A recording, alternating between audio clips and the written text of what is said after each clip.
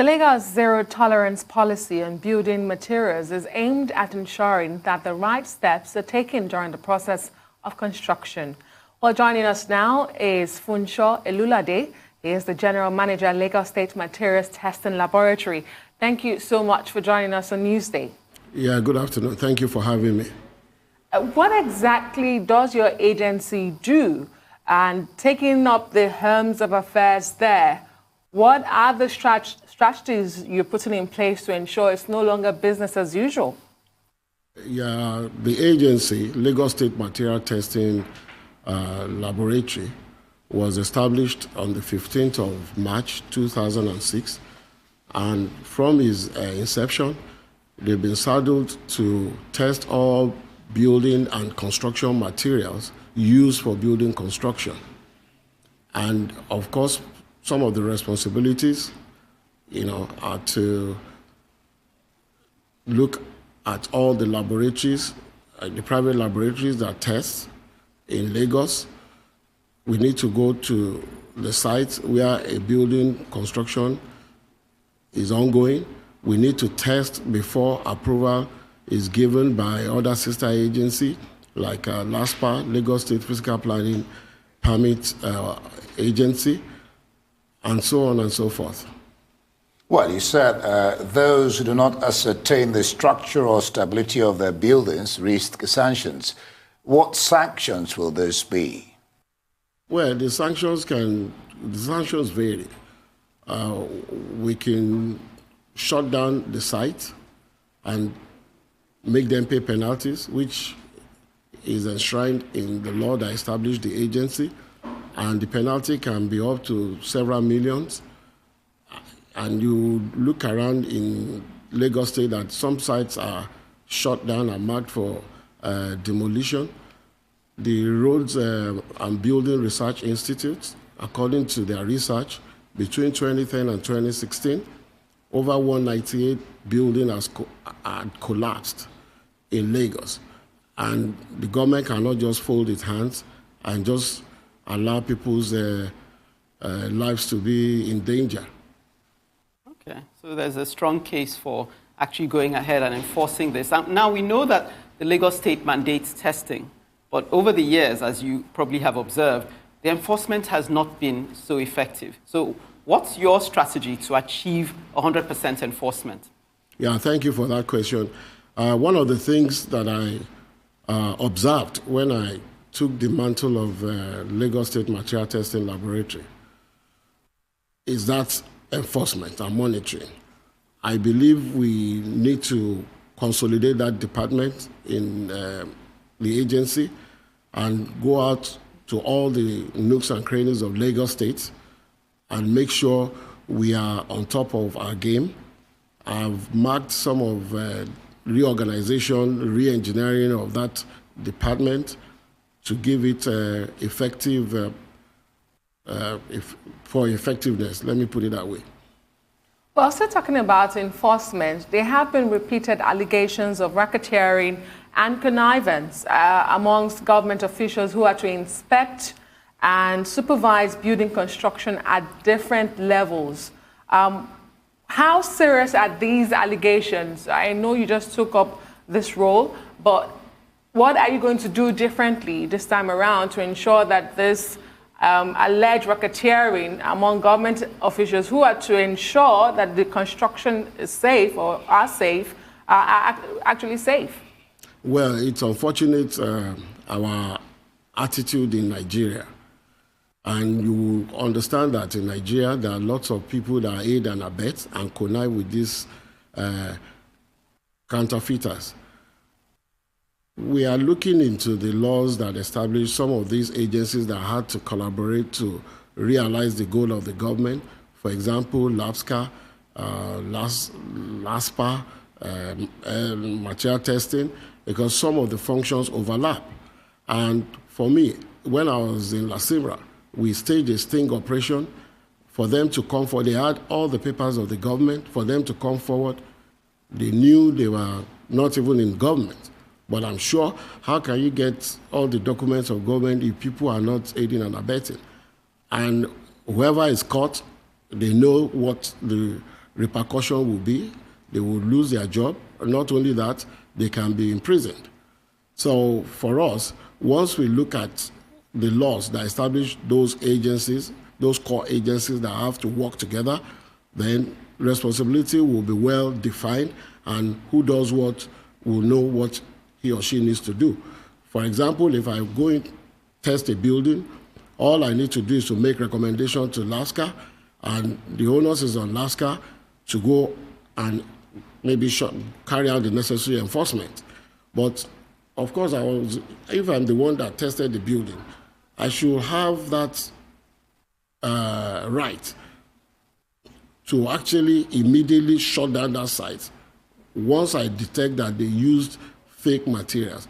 But like I said, work is ongoing. The government is looking into, making sure it comes up with robust laws and responsibility for all these agencies. So all the loopholes will be blocked, and for them to come and carry out all those nefarious activities, it will be extremely difficult for them.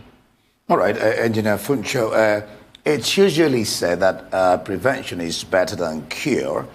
Why is there no standard for erecting these buildings in the first place, and the materials used ab initio to prevent, these collateral damages? Well, I need to say something here. Most of the buildings that are collapsing, they are buildings that have been built, over years, like 20 years, even well before material testing was established.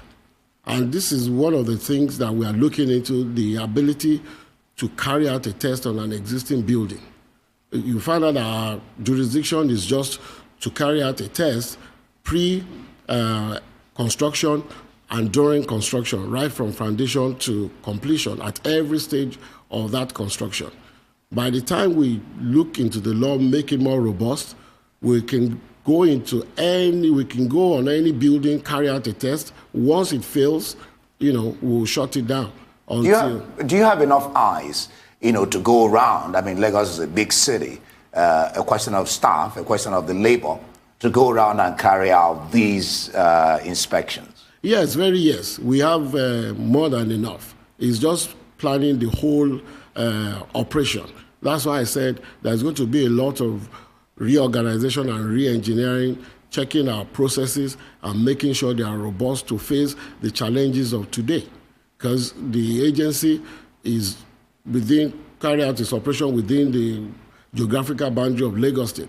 I have 5 divisional offices that I'm operating for, apart from the head office, Ekpe, Ikorodu, Badagry, Agege, Ikeja, just to cover the areas. And as part of our responsibility, the law allows LSMTL to have presence in all the local governments so that we can carry out our monitoring and enforcement. Samples can be taken. They don't need to come to the head office to carry out a test, because, if we set up those avenues, it's easy for people to come into the office, make application, and we, from there, carry out our necessary processes. Okay, listening to you and the whole issue of building collapse, what comes to mind is also the problem we have with people selling fake COVID-19 results. So you may appreciate that we're dealing with a societal problem. I would like you to tell us more about your zero tolerance policy towards building collapse. Perhaps you may want to think of creative ways of nipping it in the bud. Well, see, we said my vision, the agency's vision is zero tolerance to building collapse. And the way we can realize that, I've mentioned it, the power to carry out tests on any existing building, which will be enforced. Secondly, we have to do all these tests before any building, goes up. And if you look at it, a lot of all these people, like I said, a lot of aiding and abetting, things are done behind the doors. That I will use this opportunity to tell all, contractors, building material manufacturers, to desist because the acts of the government will come heavily on them.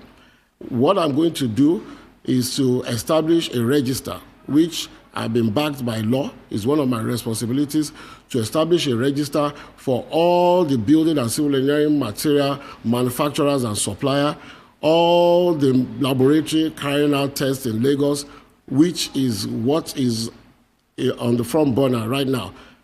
I'm just looking at the processes. You would agree with me that I've just got into this agency just 2 weeks, and a lot has been done. But I'm not going to shy away from my responsibilities.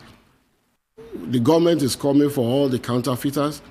I have the right, the law backed the agency to go into any manufacturing company and carry out unscheduled tests. And what I'm doing again, all the block molding industries, I've written the association. We are going to carry out a stakeholders conference whereby we are going to engage all our key stakeholders or all our stakeholders on the way the government is going now in terms of the material, the blocks they are molding. Do they have certification? What is the strength of that block?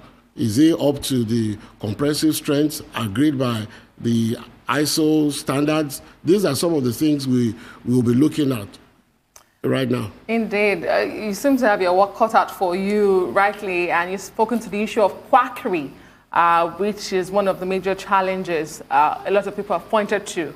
But let me ask you, so far, what have been the biggest challenges you have identified in ensuring that, the state government sticks to this zero tolerance to building collapse? And secondly, in recent past, we have seen that some of this building that collapsed in Lagos have actually been marked for demolition. However, they remain standing until they collapse. What are you going to do differently, and why is that actually a challenge? Why are buildings marked for demolition but never get demolished until they collapse? Well, there are several reasons why buildings are marked for demolition. Even though, yes, it's LABSCA's full responsibility to do that, all I need to do is to prove to LABSCA that this building should be marked for demolition through my recommendations after the test has been carried out. And what is really important is that it is not just the material used. Some don't have permits from the government. Even some don't have anything. They go on somebody's land, they start building, no recourse to physical planning, no recourse to LASPA. So the fact that a building is marked for demolition does not mean it failed. There are all other reasons why things fail. It may be due to poor workmanship, poor supervision, and so,